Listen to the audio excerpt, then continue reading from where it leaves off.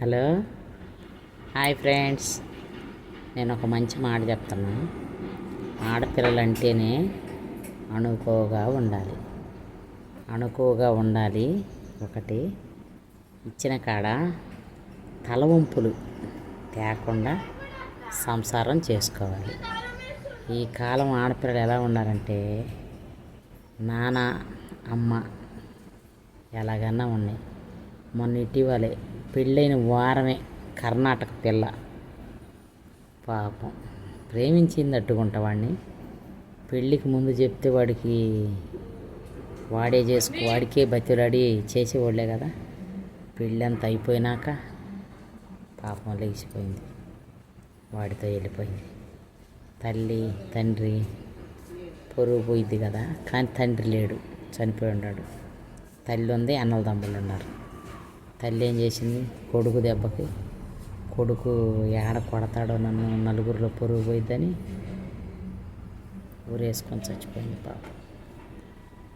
ఇట్లా తలంపులు తేకండి. ఆడపిల్ల అంటే అణుకువగా ఉండాలి. మీరెవరి మీనైనా మనసు పడితే చెప్పండి. పాపం వాళ్ళు నాకు తెలిసిన వాళ్ళు పాపం చాలా బాధపడ్డా. ఇప్పుడు ప్రేమించి పెళ్లి చేసుకున్నట్టు ఆమె తెలుసు, వాళ్ళ అమ్మ కూడా తెలుసు. లేచిపోయిన పిల్లోడు ఏమైనా తేగలుగుతున్నాడా?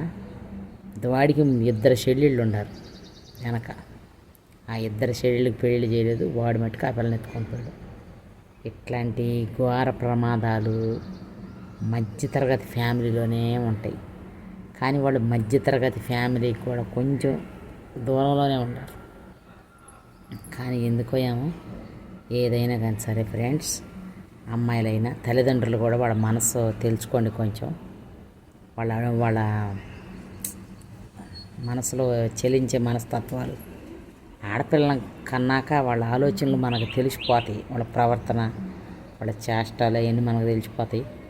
అట్లా చూడండి. ఎందుకంటే నాకు లేరు, అమ్మాయిలు లేరు, నాకు 3 అబ్బాయిలే. నాకు తెలియదు. అమ్మాయిల కన్నా వాళ్ళకి ప్రతి ఒక్కళ్ళకి తెలిసిపోయింది. చూసి పాపం మంచిగా ఒక ప్రేమించామంటే తప్పులేదు. ఇవాళ రేపు వాళ్ళ ఇంటికి వెళ్ళి వాళ్ళ అమ్మతో నాన్నతో మాట్లాడి వివాహాలు చేసుకుంటే సమృద్ధిగా సంసారాలు చేస్తారు. తెలుసుకోకుండా మా పిల్ల గొప్పగా ఉండిద్దిలని అనుకోకుండా ఇచ్చి వాళ్ళని కష్టాలు పెట్టి మీరు కష్టాలు పడే కన్నా పాపం వాళ్ళ అమ్మ అయితే నాకు బాధాకరం. అలాంటి పరిస్థితి ఏ తల్లిదండ్రులకి రాకూడదు. అందుకే నేను చెప్తున్నా ఫ్రెండ్స్, ఏమనుకోబాకండి చెప్తున్నానని. ఒకలా మా తల్లిదండ్రులు బాగుంటేనే పిల్లలు బాగుంటారు. కనుక్కొని చేయండి ఫ్రెండ్స్. ఓకేనా? నచ్చితే లైక్ చేయండి, షేర్ చేయండి, సబ్స్క్రైబ్ చేసుకోండి. ఓకేనా? నేను నిజ జీవితపు మాటలు చెప్పా. మీరేమనుకోబాకండి. మన పక్కిళ్ళోళ్ళకి జరుగుతాయి, మన ఎదురింటి వాళ్ళకి జరుగుతాయి ఈ స్టోరీలు. కానీ వాళ్ళ ఇంట్లో జరిగింది కాబట్టి నేను చెప్తాను ఫ్రెండ్స్. ఓకేనా? నచ్చితే లైక్ చేయండి, షేర్ చేయండి, సబ్స్క్రైబ్ చేయండి. బాయ్.